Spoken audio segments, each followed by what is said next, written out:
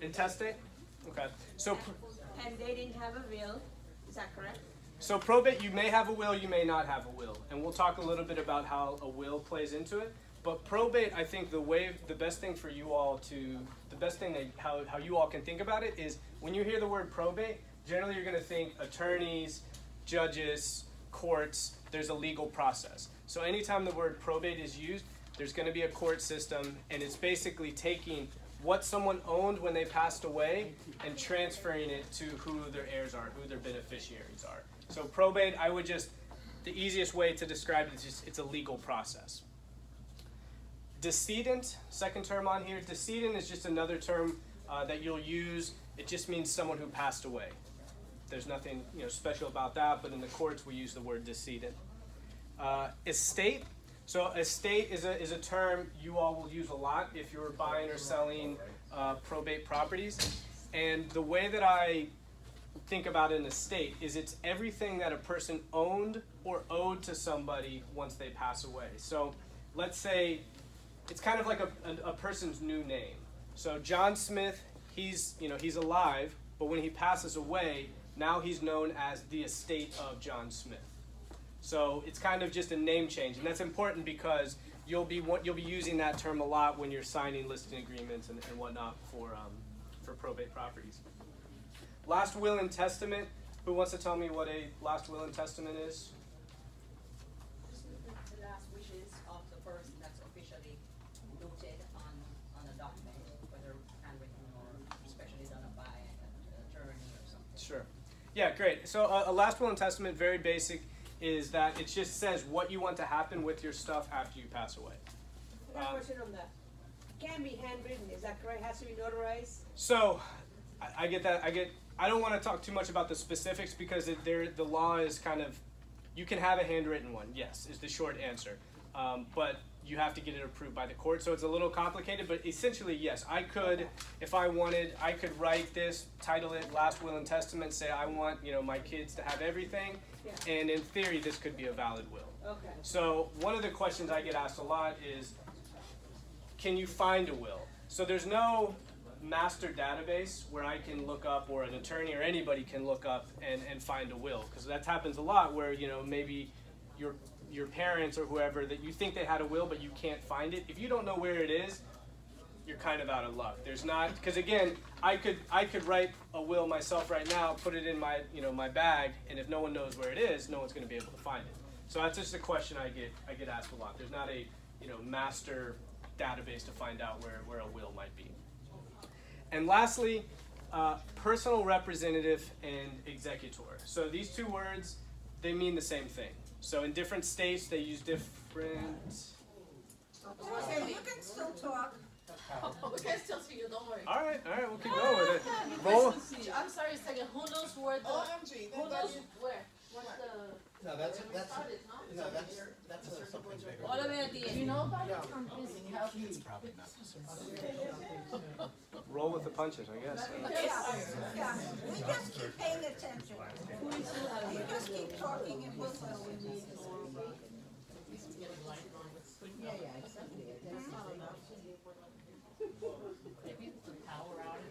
Listen, Justin, can I ask you another question? Sure, absolutely. I'm sorry. No, go for it. This is a good time to ask questions. Yeah. Because we're in the So- dark. Yeah. We're all in the dark. So, reference to her piece of paper, I'm talking, what I mean? So, if somebody wrote something and said, I want my children to go this, so you said it's valid, right? Is that correct? Well, I don't want to say yes or no because it's not a yes or no question. Because the attorney would have to give it to the court, and there's a whole list of rules and case law that I would have to show to make it valid or not valid. So it's not a yes or no answer. It's possible, yes, that a handwritten will can be valid, but it's not a. Because my knowledge, what I understood is it has to be notarized by two witnesses. That's what I. That's a requirement, but again, there's so many different things that I don't want to give you a yes or no. It's not a yes or no answer.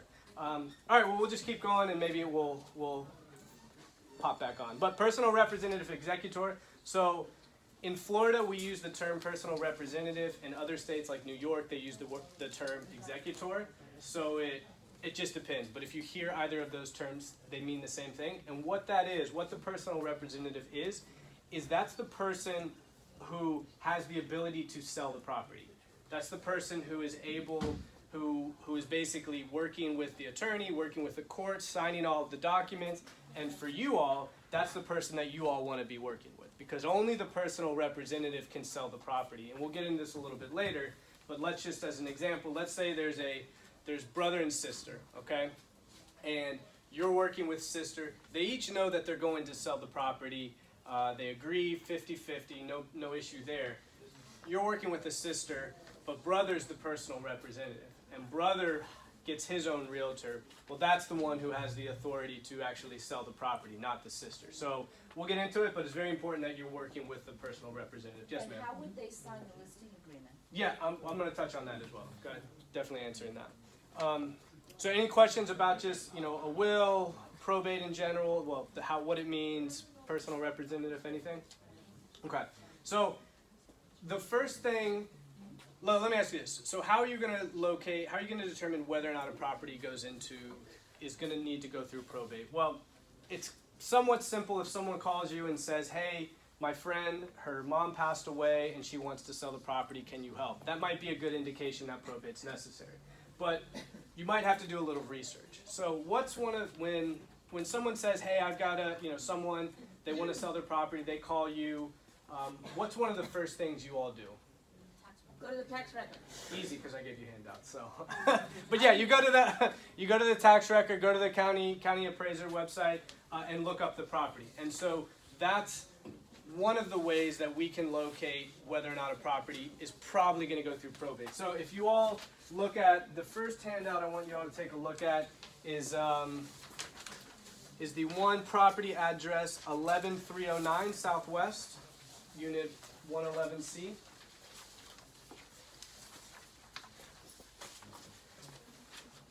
I know we're in the dark, but hopefully use your phone. Everyone's got phones. So this one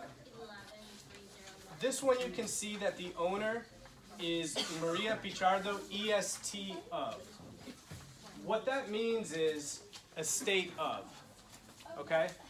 So this is a probate that we did. So if you were to find this listing and you were go to the property appraiser's website and you saw that there's that EST of, that generally means this person has passed away and now you have to do a probate in order to transfer title to have it sold. Sorry, what are you looking for EST? I'm sorry. So you see the owner? Yes. You see where it says owner? You see I see Maria it. Pichardo in the map draft? Okay. Yeah. So that just means estate of. And I would say about 99% of the time when you see EST of, that means that it's going to have to go through probate. So this would be a good example of one that if you came across this, Sorry. yeah, no, you're right.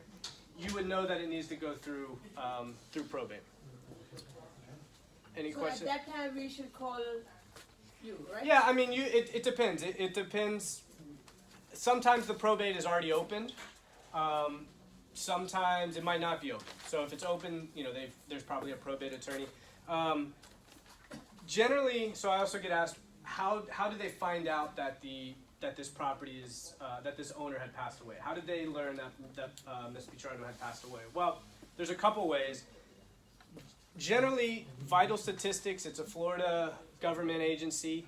They record the death certificate and they'll mail it to the county, and then the county sees it, and they'll make the change on the appraiser's website. Sometimes, and this is if you ever come across this, sometimes people will mail the death certificate into the county themselves. Reason being is, let's say that Maria's daughter is living in the house, her mom's passed away, and she wants to get the homestead exemption.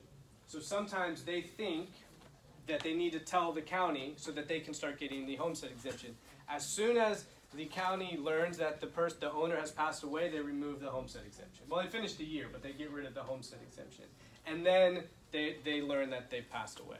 So those are the two ways. It usually takes about, it really varies, but I would say it's usually like 45, 60 days before you'll see this. You had a question first, yeah?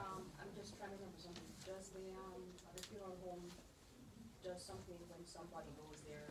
They sign the death certificate, and then they sign the the death certificate, and then they usually give it to vital statistics. You in the back here? Can anyone request a death certificate?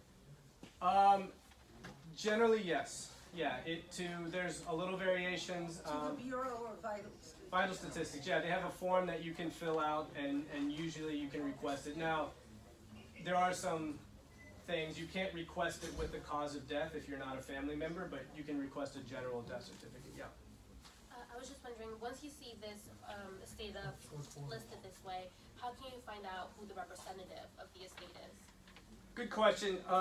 You may or may not be able to. I'm assuming at this point that you had a contact who told you about this property. Okay. If you were looking up, I'll talk about that at the end, because that kind of goes into the marketing side of it. Well, can't you go into, any time a document is recorded, it has a number.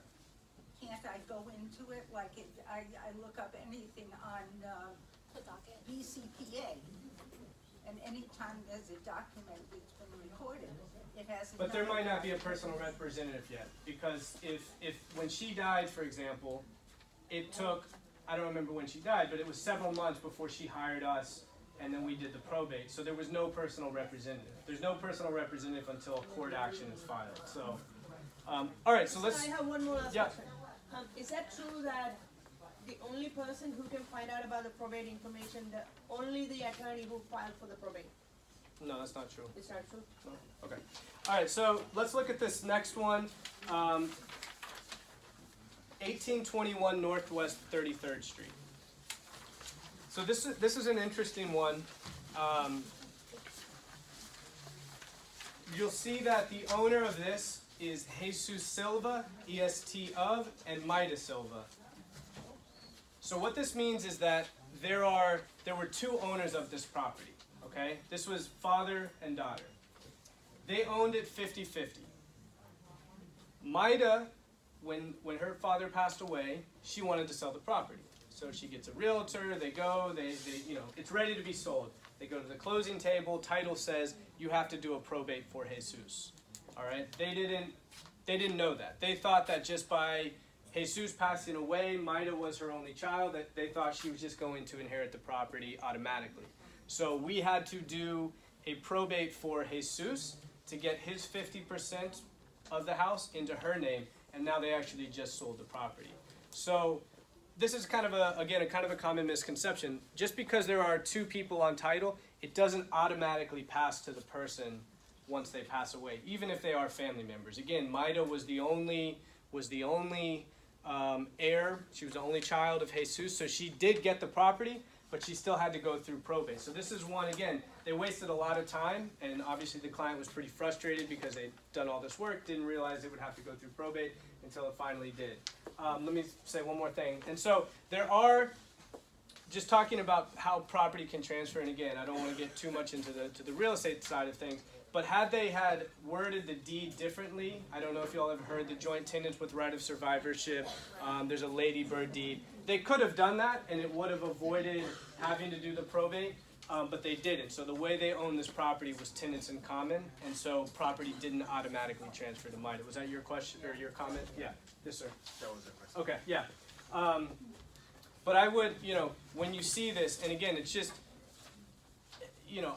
I think people just automatically think if I'm the child, my dad had this property, I'm on it, they automatically think they're going to get it. So that's something, if you come across, and this happens all the time, especially down here where you've got investors maybe who own the property together or family members who own it together. So it's something to be on the look at. So I talked on a little bit about the joint tenants with right of survivorship.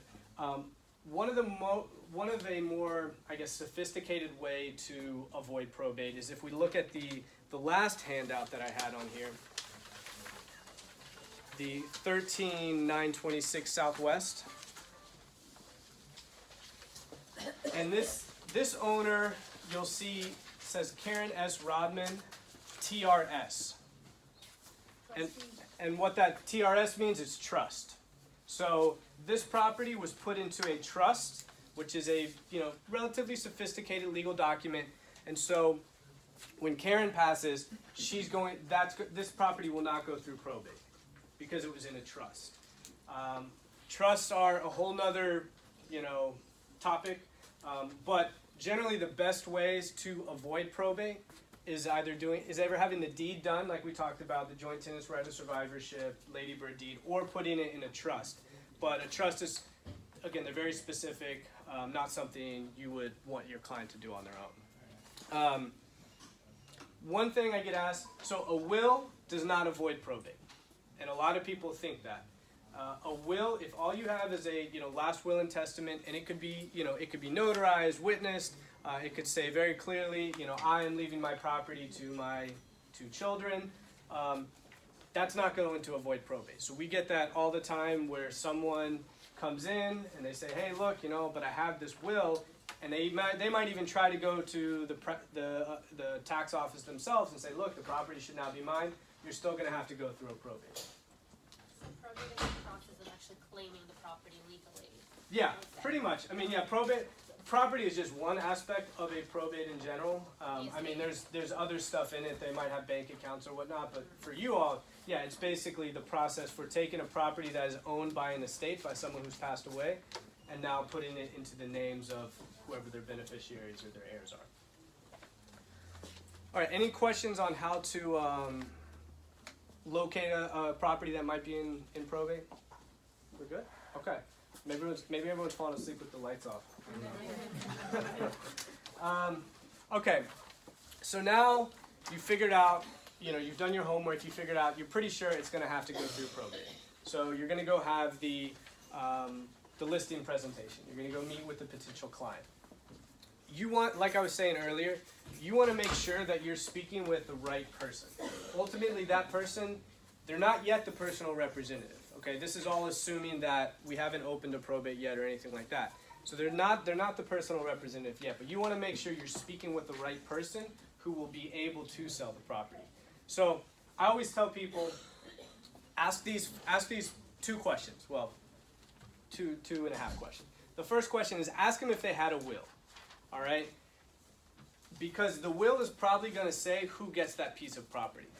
And if the will says, if you're talking with David, just as an example, John passes away, and you're talking with David, but the will says Sarah gets the property, you're speaking to the wrong person. David's never going to be able to sell that property.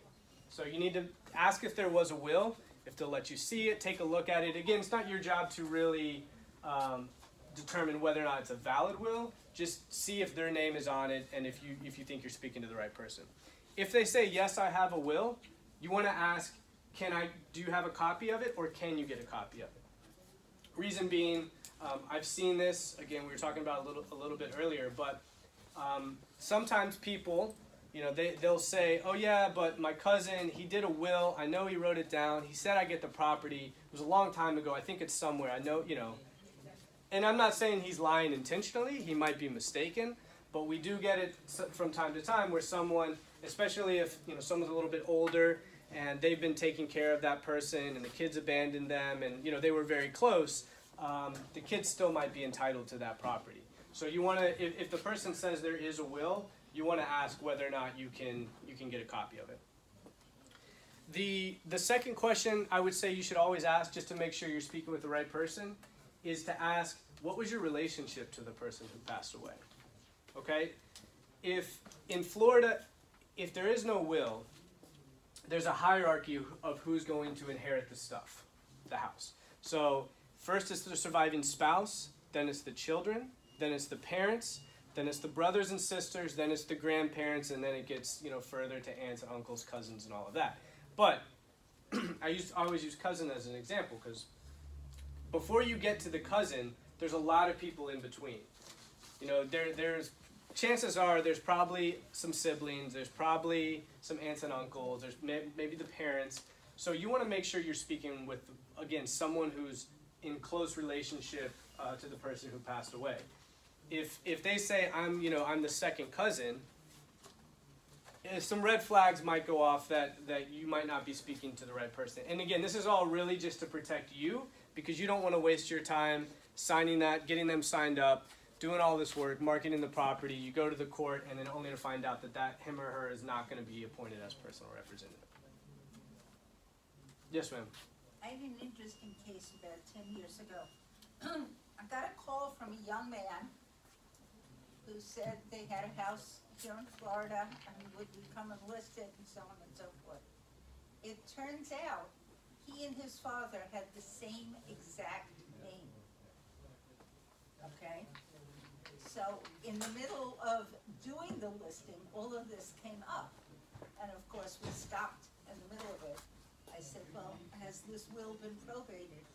He said, no, I didn't tell anybody to have it. Yeah.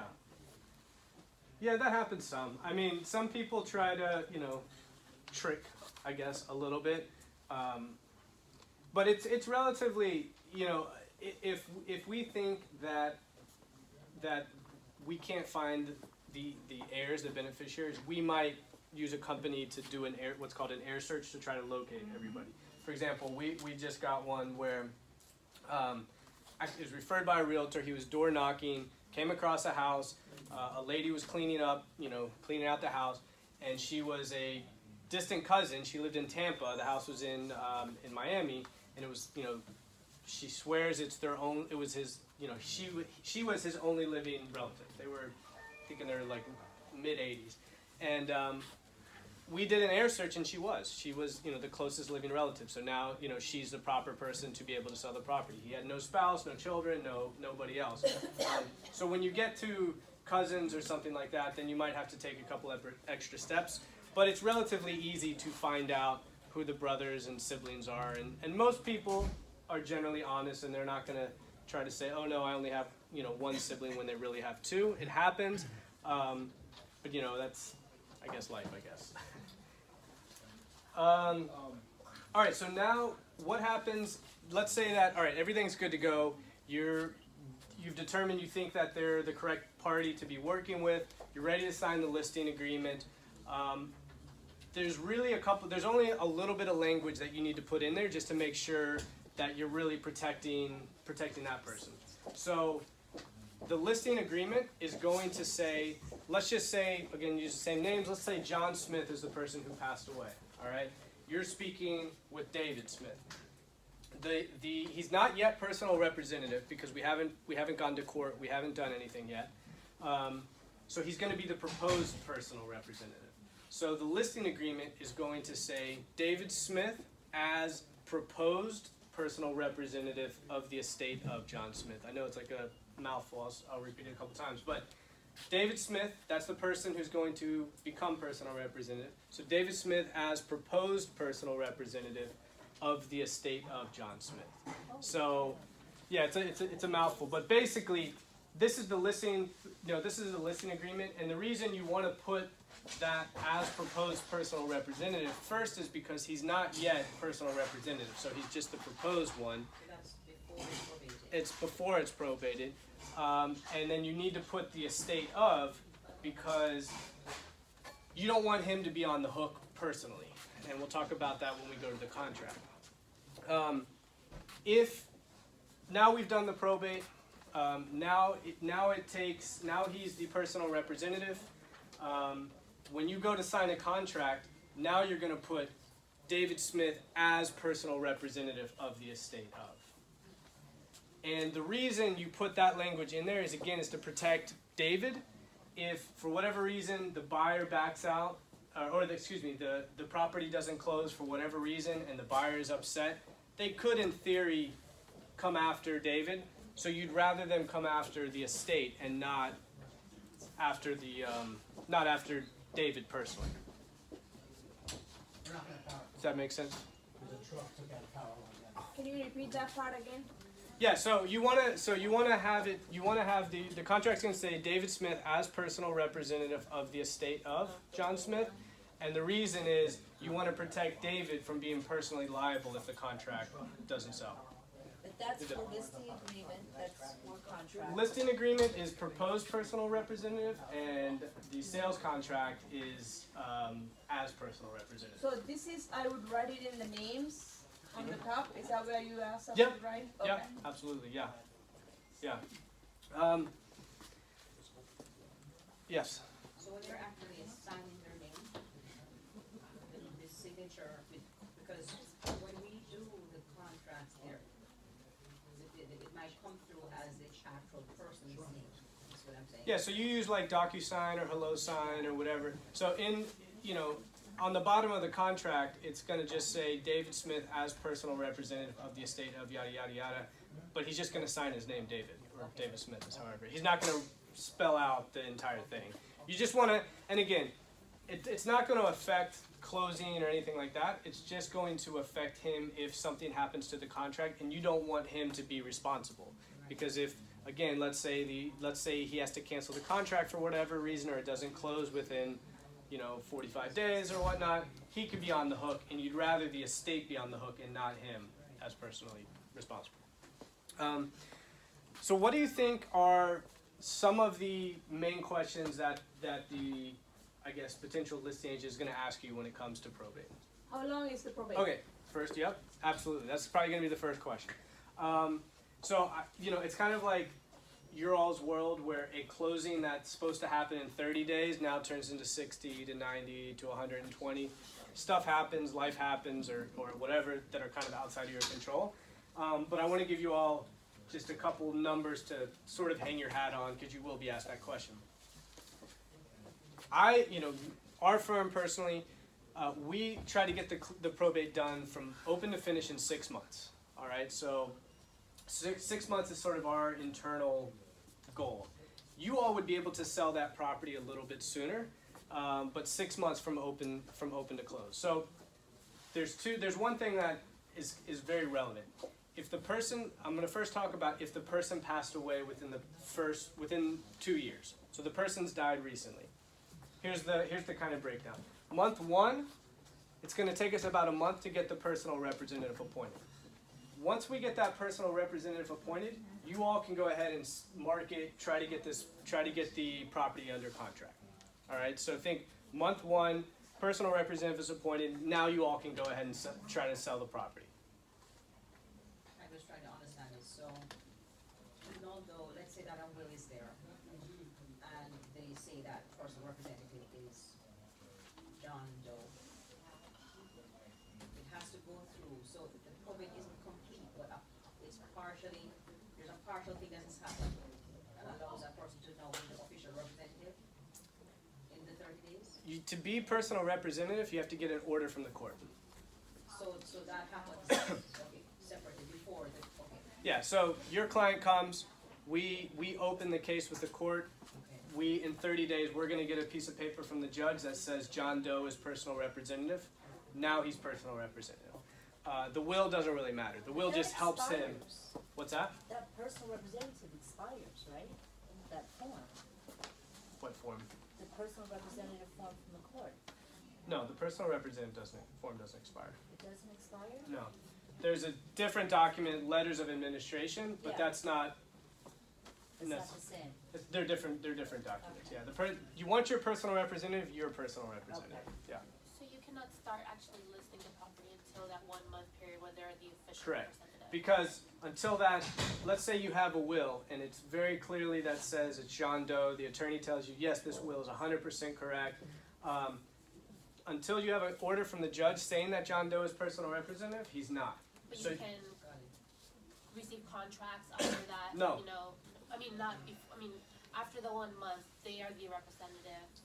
Once they're representative, yes. Okay. But until he becomes personal representative, he's nobody. He doesn't have authority to do anything. So you're basically waiting until you get an order from the judge saying that he's personal representative. All right, so now going back to the timeline, 1 month he's personal representative. If the person had passed away within 2 years, so very recently, there's a 3-month window that you can't do anything. The courts won't let us sell the property. Reason being is it's what's called a creditor period. So if John Doe passed away and he had medical bills to Baptist Health, to Visa, to Amex, wherever, they have 3 months after he's appointed personal representative to basically come to me and say, John owed us money, where's our money? And during that 3 months, the court is probably not going to let us sell the property. I'll give some exceptions, but generally they're not going to let us sell the property. So you've got month 1, personal representative, months 2, months 3, months 4 is expired, month 5 you can sell the property. Now you're ready to go. Hold on 1 second. So So within 2 years, I would say it's probably gonna be month 5 before you can sell the property, okay? On that point, can you accept a contract before that and just not Yes. close? Yes, yeah. So after month 1, you can accept the contract. And there are some exceptions where sometimes you can sell the property sooner. You don't have to wait that 3 months. That's the exception, not the rule. What I normally say, so if, for example, let's say there's only one property, it's in foreclosure, you've got a buyer. If you don't close like right now, the estate's going to lose the property. It's 100% dependent on the judge and on the county. Like I said, we're in 16 different counties, and it's 100% dependent on the judge and the county.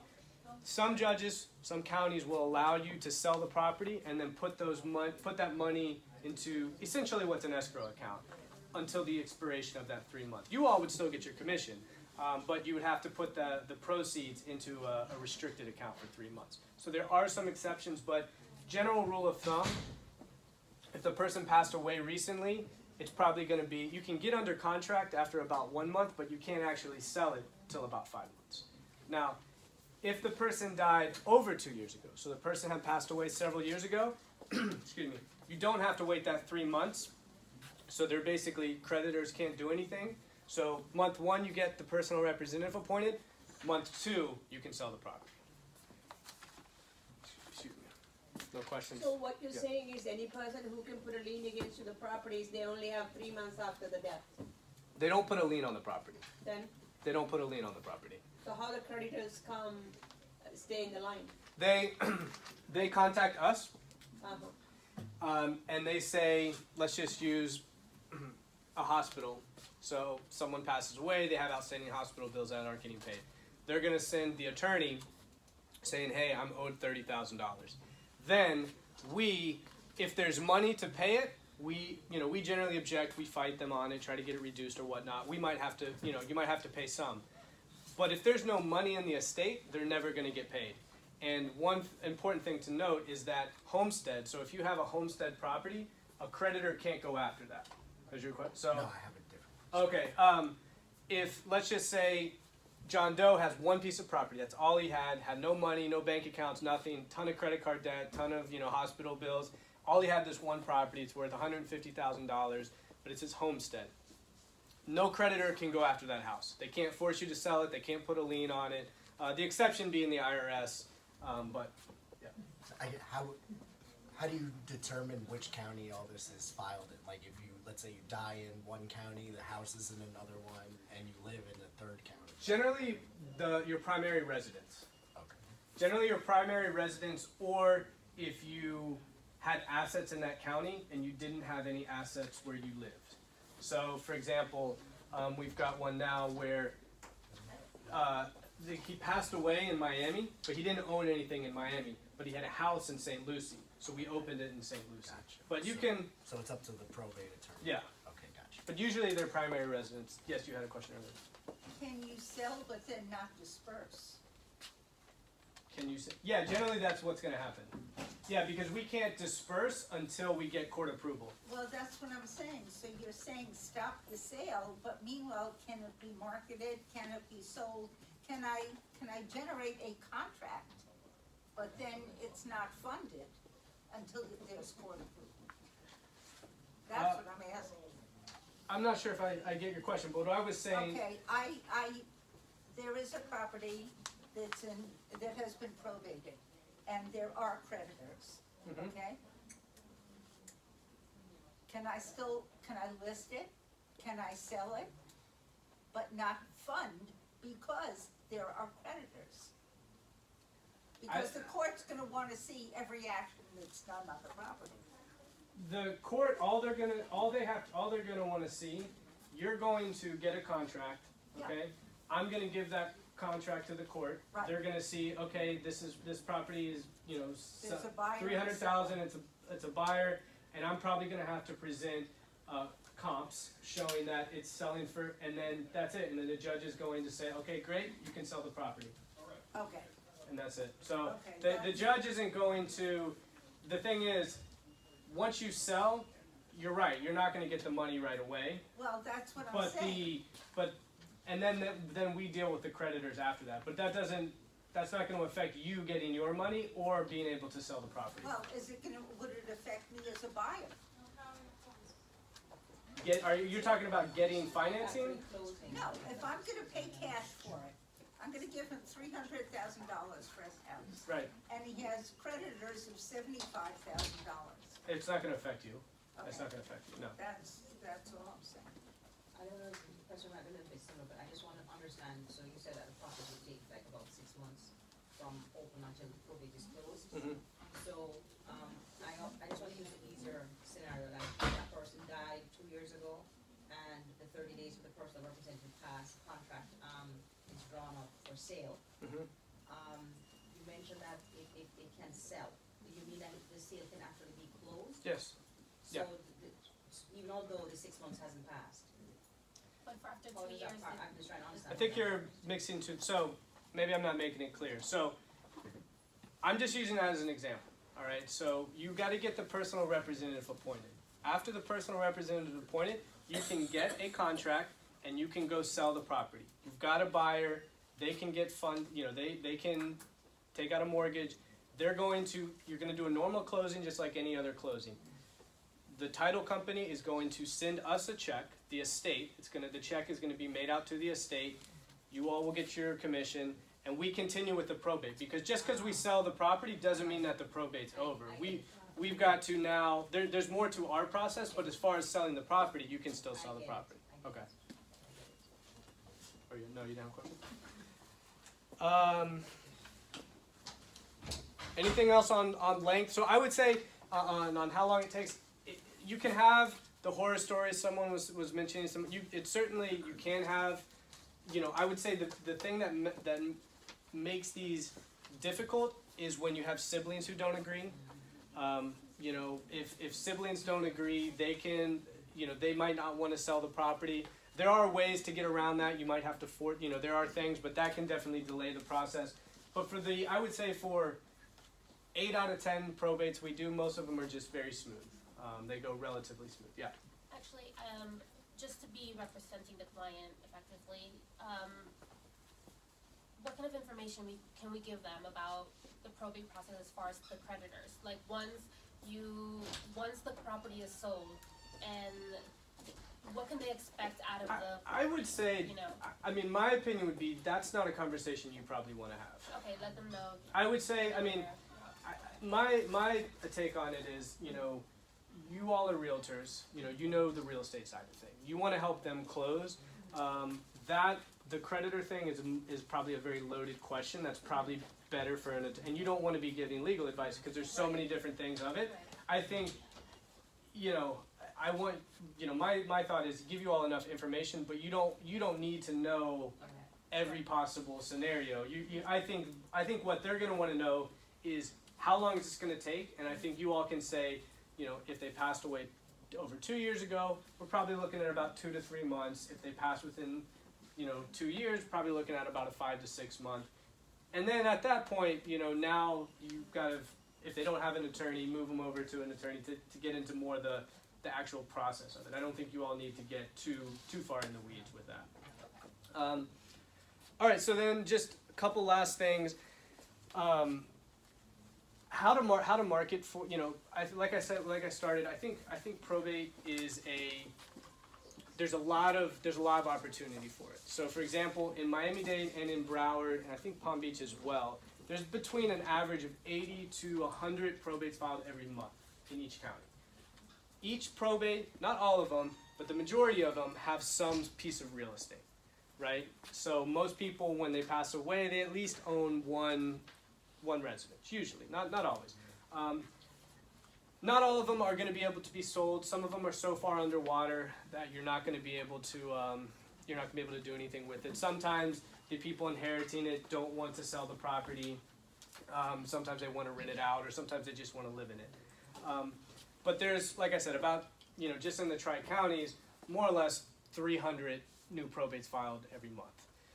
I think there's an opportunity to, I see it because realtors will reach out to us, You can buy lists, I think, is one option that you can do. I don't know specifically who to use, but I know, I'm sure in your all circle, there's opportunity to look for lists, and you can reach out directly to the personal representative. So whenever we file a probate and we open it with the court, you're going to see our name, the attorney, and you're going to see the personal representative. The personal representative, their address is going to be listed as listed on there, and you can mark it directly to them. And you can say, hey, listen, I can help you sell this property.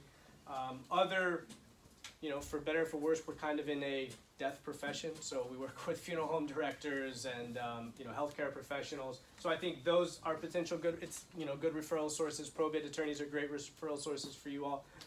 For example, our office, we have a little over 150 active ones right now. Not all of them have probate or have property, but a lot of them do, which is why we work with a lot of realtors. I would say when you're marketing for these properties, the one thing to kind of remember when you're approaching the potential seller is that this is not just the run-of-the-mill, hey, I've got cash buyers, I can help you sell this property fast. It's they just lost somebody, so there is kind of an additional dynamic to it where this might have been their family home and now they got to sell it, or their parents just passed away, so there's a little bit more emotion behind it. And I think if you come at it as, it's cliche, but if you come at it with like a holistic approach and say, hey, listen, I can help you clean out the home, I can help you find services to clean out the home, and just do a lot more than just say, hey, I can sell your property, you're going to stand out from a lot of other realtors who are just trying to get in there and sell the property and make a quick buck. So that's really, I think it's a great niche. Like I said, you don't have to know every little thing, but just having kind of a working definition, knowing some of these key definitions will help you go a long way. I had some cards. My email is just justin@probatefirm.com. I had meant to bring a couple things to raffle, however I forgot them. So if you had not, please put your card in this large fishbowl and make sure your address is on it, and we'll mail you a couple gift cards if you are the winner. Does everyone have a card in here? Card? All right. Justin, I got one question. Yeah, sure, absolutely. So only place that we can find out is the tax records. Is that what you're saying? File and it was recorded basically. So what are you wanting to find? Whether or not? For example, if you want to find out, you said that once we file the probate and you have the attorney or personal rep shows. Yeah. The only place that we can go is the tax records. If a probate is opened, yeah, generally the court docket. The court docket, not the tax records. You have to go to the clerk of the court. So we need to go to the court documents, research Yeah. it. Okay, Yeah. that's my thing. Another thing you can do, which I think is a great idea, if you just go to, Broward County Property Appraiser's website, all right, and you put estate of into the search bar, you're going to get a list of hundreds of properties that are owned by an estate. And so that's kind of a free, direct list that you have where you could kind of you could reach out directly to them to find out if they've done a probate yet. And like I said in the very beginning, if the property has that EST on it, 99.9% of the chance means that they've got to go through probate, and you could reach out direct. You know the address. You might not know the person's name, but you could go to that address if you do door hangers or door knocking or anything like that. Send a letter. Or send a letter, yeah. Yeah. Any other questions? It's getting warm in here because it's like no. All right. Well, thank you all. Thank you all for having me. We'll draw like 3 here. So you're gonna draw one for me? Got 1.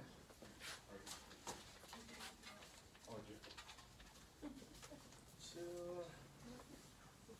3. I will promise to mail these as soon as I get back to the office. So I've got Amanda Thurn. Amanda, how are you? All right. Catherine Garcia. All right.